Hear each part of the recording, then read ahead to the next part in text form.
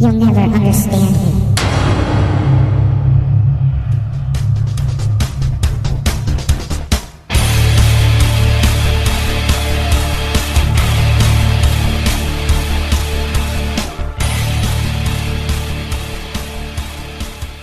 Guys, what's up? This is Josh. I hope everybody's doing great. And we are going to keep up with this whole testing thing that we've been doing.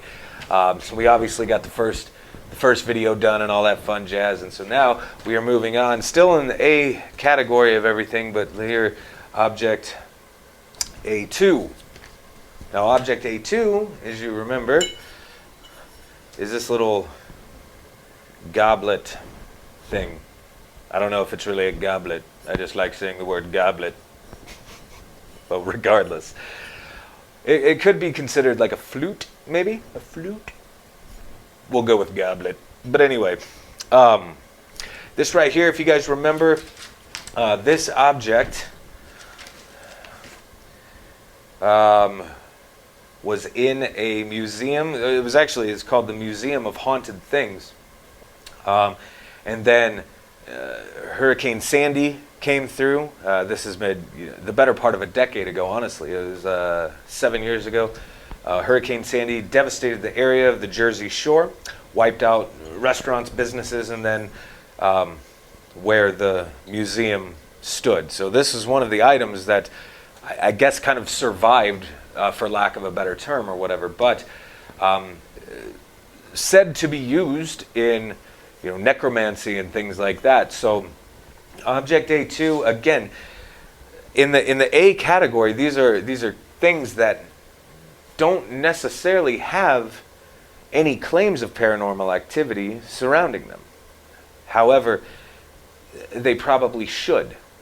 This thing, just for example, being put into a museum and just sitting there, being around other haunted objects, could potentially even lend itself to activity surrounding this object. We have similar theories. My buddy Johnny Hauser and myself. Johnny has a really creepy doll that he will put here for like a month.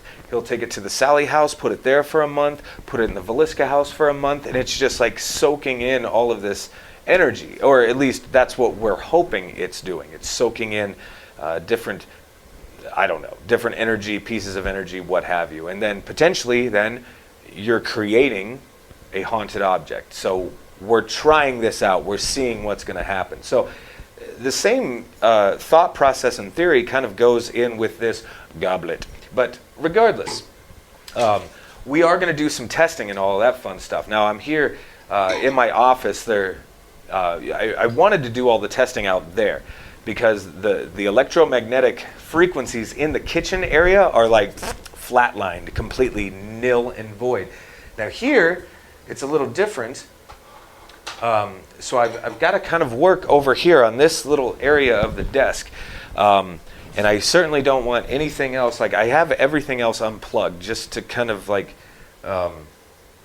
just to try to rule out any false positives. So like even the DVR system for the place itself, I've shut it off. So we'll see, I guess, what's happening. Like right now, I have this K2 meter, which is what I used before on it. Now that right there, why it is,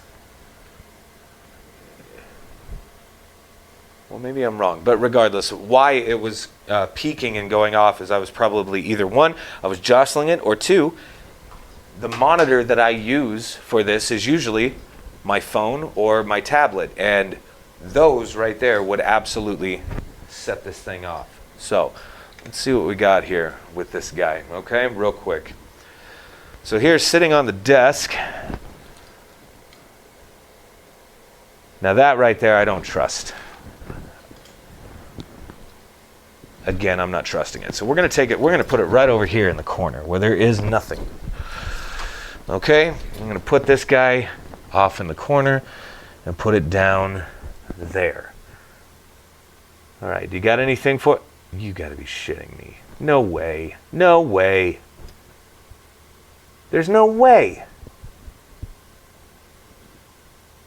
It's got to be the camera. It's It's got to be the camera.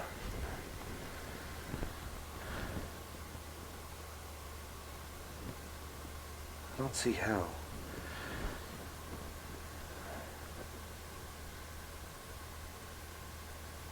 This is bullshit. There's absolutely no way that's possible. Zero way. I don't buy it. I'm not buying it. So guys, again, I'm not buying that it was, I don't know. I don't buy it. So I'm going to go grab another piece of equipment. I'll be right back. I'm going to grab it.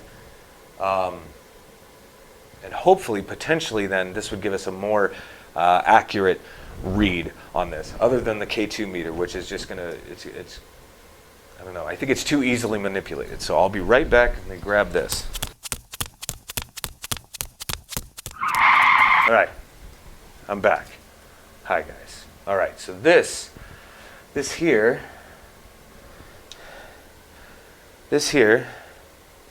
my trusty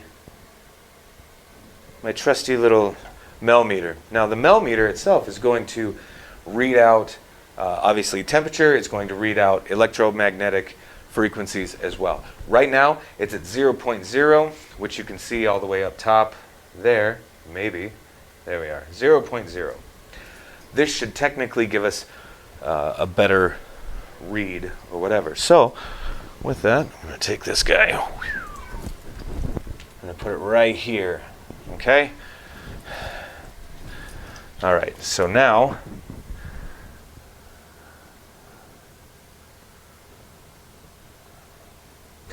if this thing was absolutely putting out any form of electromagnetic energy, we would know it.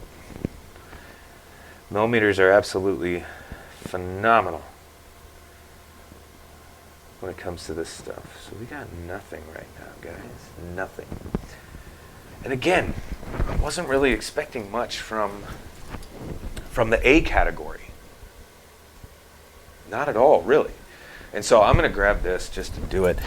But put that all the way over here. Stay, boy. All right, perfect. Now, there. Again, I wasn't really expecting much from the A category, just because there's not really any documented activity that's supposedly going on here, right? So I'm not quite sure what to make of like Object A1 that we did the last video. Holy crap, that was insane. It was so freaking cool though. But this one here, again, I wasn't expecting much. Now, with the next video, it could be a different story. I don't know. When we get into the B category, that sucks. That's when I started to like get sick and all of that. And then the C category doesn't really let up much either. So with all of that, I think we're gonna call this round of testing complete, and we're gonna say Object A2 doesn't have any strange anomalies or EMF activity or whatever. It's a super cool frickin' piece, especially that it was used for necromancy and things of that nature. But I'm not sure if that would be enough. You know what I mean? I'm not sure if doing a ritual or anything like that would be enough necessarily to taint an object. I'm not sure though. Maybe we should try some crazy shit with it. I'd be willing to drink out of this thing. It's dirty a little bit. I mean, it's a little dirty. It's a lot of dirty. I'd still be willing to drink out of it. I don't give a shit. Whatever. We'll figure it out. All right. But guys, with that, we're going to continue this whole round of testing or whatever. So I mean, right now, I'm at the manor. It's early in the day. I don't have to necessarily open the doors up yet for another hour or so. And so I think I'm going to keep the testing going here. And so far, my son is cooperating as well. So I'm going to try my best to keep this testing going with other objects as well. But I hope you guys are doing great, and we will talk to you soon. Peace.